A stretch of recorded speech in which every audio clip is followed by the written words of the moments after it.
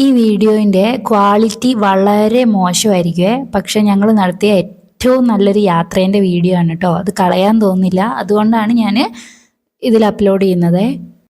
ഗോപാൽ സ്വാമി പേട്ടയിലേക്കാട്ടോ പോകുന്നത്. വയനാട്ടിൽ നിന്നാണേ വരുന്നത്. നമ്മളൊരു കട്ട് റോഡ് വഴി കയറിയിട്ടുണ്ടേ. ശരിക്കുമുള്ള വഴി അല്ലാത്തതുകൊണ്ട് തന്നെ നമ്മളിങ്ങനെ വീടുകളുടെ മുന്നിൽ കൂടിയൊക്കെയാണ് കേട്ടോ പോവുക. മതിലുകളൊന്നും ഇല്ലാത്ത വീടുകളാണ്. ഇത് കണ്ടില്ലേ, വഴി ഒറ്റയൊരു വണ്ടിക്ക് പോകാൻ പറ്റുന്ന തരത്തിലുള്ള വഴിയാണ്. കൃഷിഭൂമിൻ്റെ നടുക്ക് കൂടിയാട്ടോ നമ്മൾ പോകുന്നത്. ശരിക്കും വയനാട്ടിൽ നിന്ന് വരുമ്പോൾ നേരെ അങ്ങ് പോവുകയാണേ ചെയ്യുക. നല്ലൊരു സ്ഥലം കണ്ടപ്പോൾ നമ്മൾ കുറച്ച് നേരം വണ്ടി നിർത്തിയിട്ടുണ്ട് കേട്ടോ. അവിടെ നിന്നിട്ടുണ്ടെങ്കിൽ നമുക്ക് ദൂരെ മലേൻ്റെ മുകളിൽ കൂടി ബസ് ഇങ്ങനെ പോകുന്നതാണ് കേട്ടോ അമ്പലത്തിലേക്ക്. ഈ സ്പോട്ടിൽ നിന്ന് ഇനി അധികം ദൂരമൊന്നും ഇല്ല കേട്ടോ. അവിടെ നമ്മളുടെ കൗണ്ടറിലെത്താൻ വേണ്ടി, ടിക്കറ്റ് കൗണ്ടറിലേക്ക് ഞങ്ങൾ കൊണ്ടുവന്നിട്ടുള്ള ഉപ്പുമാങ്ങ അങ്ങനെയുള്ള കുറച്ച് സാധനങ്ങളൊക്കെ കഴിച്ച് ഈ മരത്തിൻ്റെ മുകളിലൊക്കെ കയറി കുറച്ച് ഫോട്ടോസൊക്കെ എടുത്തിട്ടാട്ടോ പോകുന്നത്. കണ്ടില്ലേ ബസ് പോകുന്നത്. നമ്മൾ അടുത്ത് എത്തിയിട്ടുണ്ട് കേട്ടോ. അവിടുന്ന് ഒരു 15 മിനിറ്റ് കൊണ്ട് തന്നെ നമ്മളിങ്ങനെ ഗോപാൽ സ്വാമീൻ്റെ ബസ് കയറാൻ നിൽക്കുന്ന ആളുകളുടെ തിരക്കാണ് കേട്ടോ. അപ്പോൾ നമ്മളും പുറകിൽ പോയി നിന്നു. പാർക്കിങ്ങൊക്കെ കിട്ടാൻ നല്ല ബുദ്ധിമുട്ടിയിട്ടുണ്ടായിരുന്നു. ഒരു 3 ബസ് കഴിഞ്ഞാലേ നമുക്ക് കിട്ടാനുള്ള സാധ്യതയുള്ളൂ കേട്ടോ. ഒന്നിന് പുറകെ ഒന്നായി ഇങ്ങനെ വരുന്നുണ്ട്. ഈ ബസ്സിൽ കയറി പറ്റാൻ പറ്റുമെന്നാണ് നമ്മൾ പ്രതീക്ഷിക്കുന്നത്. ഞങ്ങൾ 5 പേര് ചേർന്നിട്ടാണ് കേട്ടോ. എവിടെയെങ്കിലുമൊക്കെയാണ് സീറ്റ് കിട്ടുക. എല്ലാം നമ്മൾ കയറുമ്പോഴത്തേക്ക് തന്നെ ഫുള്ളായിട്ടുണ്ട്. സൈഡ് സീറ്റൊന്നും കിട്ടാനുള്ള സാധ്യത ഉണ്ടായിരുന്നില്ല. പിന്നെ ഞാൻ വീഡിയോ എടുക്കുന്നത് കൊണ്ട് എനിക്കൊരു സൈഡ് സീറ്റ് കിട്ടി കേട്ടോ. കുഞ്ഞു കൈയടക്കിയതായിരുന്നു. പിന്നെ എനിക്ക് മുൻഗണന ഉള്ളത് കൊണ്ട് ഈ സീറ്റ് എനിക്ക് വിട്ടു തന്നതാണേ. ബസ്സിൽ ഇരുന്നിട്ടല്ലാതെ നിന്നിട്ടധികം യാത്രക്കാർ കയറാറില്ല കേട്ടോ. തിരിച്ചു വരുമ്പോൾ ഉണ്ടെങ്കിലും അങ്ങോട്ട് പോകുമ്പോൾ എല്ലാവരും ഇരുന്നിട്ട് തന്നെയാണേ പോവുക. അതായത് സീറ്റ് ഫുള്ളായാൽ വണ്ടി എടുക്കും. ഈ ഒരു വീഡിയോ എൻ്റെ കയ്യിൽ നിന്ന് മിസ്സായി എന്ന് വിചാരിച്ചതായിരുന്നു കേട്ടോ. അപ്പോൾ എൻ്റെ കയ്യിലുള്ള വീഡിയോസൊക്കെ വെച്ചിട്ട് ഞാനൊരു ഗോപാൽ സ്വാമീൻ്റെ ഒരു വീഡിയോ ഞാൻ മുന്നേ ചെയ്തിട്ടുണ്ട്. പക്ഷെ അതിൻ്റെ ഒറിജിനൽ വീഡിയോ ഇതായിരുന്നു. ഇത് എൻ്റെ കയ്യിൽ നിന്ന് നഷ്ടപ്പെട്ടു എന്നാട്ടോ ഞാൻ കരുതിയിട്ടുണ്ടായിരുന്നത്. ഇങ്ങനെ പണ്ട് എൻ്റെ അച്ഛനൊക്കെ പറഞ്ഞിട്ടുണ്ടായിരുന്നു, അവരൊക്കെ വന്ന സമയത്ത് സ്വന്തം വണ്ടിയിൽ മുകളിലേക്ക് പോകായിരുന്നു എന്ന്. അത് കഴിഞ്ഞിട്ട് ഇതിലൊരു ടൂറിസ്റ്റ് സാധ്യത കണക്കിലെടുത്തിട്ട് 70 രൂപ റേറ്റിലാണ് മുകളിലേക്ക് ഇപ്പോൾ ബസ്സിന് മാത്രമേ പോകാൻ പറ്റുള്ളൂ. പിന്നെ ഫോറിനേഴ്സിന് വേണ്ടിയിട്ട് ജീപ്പ് സഫാരിയും കണ്ടിട്ടുണ്ടേ. പിന്നെ ഒരുപാട് ആളുകൾ വന്ന് കാറൊക്കെ നിർത്താനുള്ള പാർക്കിംഗ് സ്പേസിൻ്റെ പ്രശ്നം കൂടി വന്നതാണ് കേട്ടോ ബസ്സാക്കാനുള്ള ഒരു കാര്യം. കർണാടകയിൽ തന്നെയുള്ള ID കാർഡ് കാണിച്ചിട്ടുണ്ടെങ്കിൽ സ്ത്രീകൾക്ക് 70 രൂപേൻ്റെ ടിക്കറ്റിൻ്റെ ആവശ്യവും ഇല്ല കേട്ടോ. എന്തുകൊണ്ടാണ് എന്നറിയില്ല, വീരപ്പൻ്റെ അമ്പലം എന്നുള്ള ഒരു പേരും കൂടി ഈ ഗോപാൽ സ്വാമി ടെമ്പിളിനുണ്ടേ. ബസ്സിലായതുകൊണ്ട് തന്നെ ഒരുപാട് പേർക്ക് ഒരുമിച്ച് ഒരേ സമയം മുകളിലെത്താനും താഴേക്ക് ഇറങ്ങാനും പറ്റുമേ. പാർക്കിങ്ങിൻ്റെ ബുദ്ധിമുട്ടും ഇല്ല, ബ്ലോക്കിൻ്റെ ഒരു ബുദ്ധിമുട്ടും ഇല്ല. നമ്മൾ വളരെ സിമ്പിളായിട്ട് മുകളിലെത്തിയിട്ടുണ്ട്. എത്ര പ്രാവശ്യം വന്നാലും മടുക്കാത്ത ഒരു സ്ഥലമാണ് ഗോപാൽ സ്വാമി. അതെന്താണെന്ന് അറിയില്ല. അവിടുത്തെ ക്ലൈമറ്റ് ആണോ, കാറ്റ്, അവിടുത്തെ പ്രകൃതി എന്താണ് നമുക്ക് പറയില്ല കേട്ടോ. ഞങ്ങൾ തന്നെ എത്രയോ പ്രാവശ്യം ഇവിടേക്ക് വന്നിട്ടുണ്ടേ. ഓരോ പ്രാവശ്യം വരുമ്പോഴും ആദ്യമായിട്ട് വന്ന പോലെ കേട്ടോ നമുക്ക് തോന്നുക. നമ്മളെ ഇവിടെ കേരളത്തിലുള്ള പോലെ ചന്ത അങ്ങനത്തെ സംഭവമൊന്നും ഇല്ല കേട്ടോ അവിടെ. ആ താഴെ ടിക്കറ്റ് കൗണ്ടറിൻ്റെ ആ ഭാഗത്ത് കുറച്ച് ഫ്രൂട്ട്സും വെജിറ്റബിൾസ് പിന്നെ ചായ അതൊക്കെ കിട്ടും എന്നല്ലാതെ അമ്പലത്തിലേക്ക് വന്നു കഴിഞ്ഞിട്ടുണ്ടെങ്കിൽ ഇവിടെ ഇങ്ങനെയാണേ. നമ്മൾ വന്നപ്പോൾ നല്ല ക്യൂ ഉണ്ടായിരുന്നു.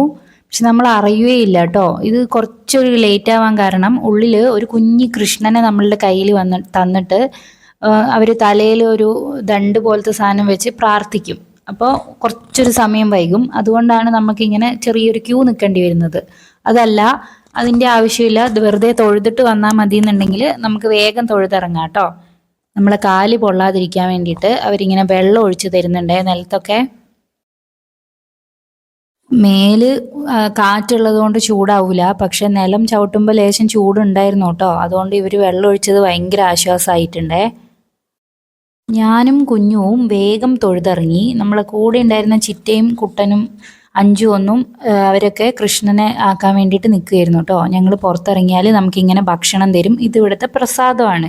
ഒരു സാദവും ഒരു മധുരമുള്ള പായസം പോലത്തെയും. പിന്നെ ഈ ചരടില്ലേ, അതാണ് ഇവിടെ വന്നതിൻ്റെ മാർക്ക്. ഞങ്ങൾ അതൊന്നും വാങ്ങിയില്ല. വേഗം തൊഴുത് പുറത്തേക്ക് ഇറങ്ങുകയാണ് ചെയ്തേ. നമ്മൾ വരുമ്പോൾ ഉള്ളതിനേക്കാൾ ക്യൂ ആയി കേട്ടോ. ക്യൂ ഒക്കെ ഇങ്ങനെ വളഞ്ഞു പോയിട്ടുണ്ട്. ഇവിടെയുള്ള ഒരു ആനയുണ്ട്. ആന വന്ന് പോയതാണ് എന്നാണ് തോന്നുന്നത്.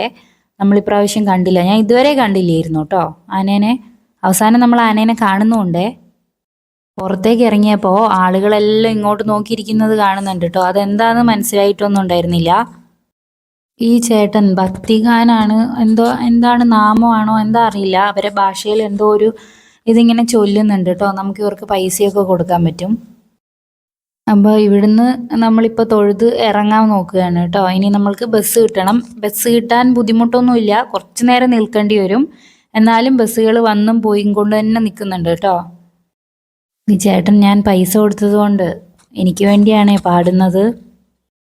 ആ ആളുകൾ മാറി ഇതിപ്പോൾ വേറെ ആളുകൾ വന്നു കേട്ടോ. ഇതിങ്ങനെ തുടർച്ചയായി വന്നുകൊണ്ടേയിരിക്കുവേ. ഇവർ നമ്മളെ നെറ്റിയിലൊക്കെ ഇങ്ങനെ ഡിസൈൻ ചെയ്ത് തരും. ആ കുട്ടീൻ്റെ കഴുത്ത് പൊടിഞ്ഞു പോകുന്ന എനിക്ക് തോന്നുന്നത്. ഈ 3 ബസ്സും നമ്മൾക്ക് കിട്ടൂല കേട്ടോ. നമ്മൾ ഇറങ്ങിയിട്ടല്ലേ ഉള്ളൂ. അപ്പോൾ എല്ലാവരും ഉണ്ട് ഇത് അങ്ങോട്ട് നോക്കിക്കുന്നു. അപ്പോൾ എന്താ സംഭവം എന്ന് വെച്ചാൽ അതാ ആന വന്ന് തിരിച്ചു പോവുകയാണേ. അങ്ങ് ദൂരെയായിട്ടോ ഉള്ളത്, എത്രയോ കുന്നിൻ്റെ അകലെയാണുള്ളത്.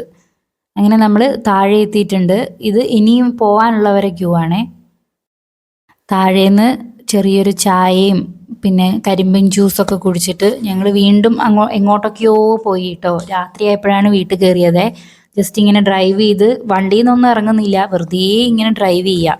കാട്ടിൻ്റെ ഉള്ളിൽ കൂടെ കുറേ മൃഗങ്ങളെയൊക്കെ കാണാനൊക്കെ പറ്റിയേ. കർണാടകയിലൂടെ പോയിട്ട് ഞങ്ങൾ തമിഴ്നാട് വഴിയാണ് കേട്ടോ തിരിച്ച് വയനാട്ടിലേക്ക് കയറിയത്. 3 സംസ്ഥാനങ്ങളിലൂടെ ഞങ്ങൾ ഒറ്റ ദിവസം കൊണ്ട് യാത്ര ചെയ്തുവേ. വീഡിയോ ക്വാളിറ്റി കുറച്ച് മോശമാണെങ്കിലും ഞങ്ങൾ ചെയ്ത യാത്രയിൽ ഏറ്റവും രസമുള്ള യാത്രയായിരുന്നു കേട്ടോ. അതുകൊണ്ടാണ് എനിക്കിത് എന്തായാലും ഓർമ്മയായിട്ട് വേണമെന്നുള്ളത് കൊണ്ട് യൂട്യൂബിലിട്ടതാണേ.